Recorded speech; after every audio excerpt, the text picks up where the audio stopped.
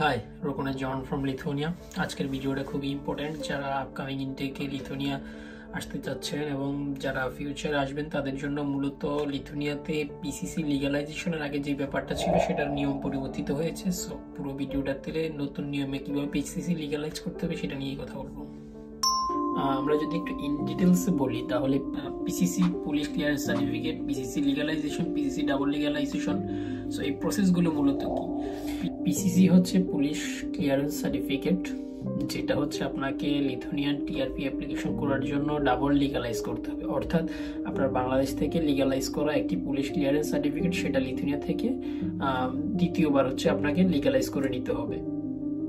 So PCC legalise for Bangladeshi student who are interested coming in Lithuania in this intake, in this September intake and also future intake, যারা আপনারা application করবেন Lithuanian টিআরপির জন্য অথবা লিথুনিয়াতে আসতে চান, আপনাদেরকে এখন থেকে আপনাদের পিসিসি গুলো বাংলাদেশ থেকে লিগ্যালাইজ করার পরে সেটা আপনাকে পোল্যান্ডে পাঠাতে হবে। পোল্যান্ডে বাংলাদেশের দূতাবাস থেকে লিগ্যালাইজ করার পরে আপনি লিথুনিয়ান ফরেন মিনিস্ট্রিতে আপনি পাঠাতে পারবেন সেটা লিগ্যালাইজ করার জন্য। সো এই কাজগুলো আপনাকে ইন্ডিভিজুয়াল করে নিতে হবে।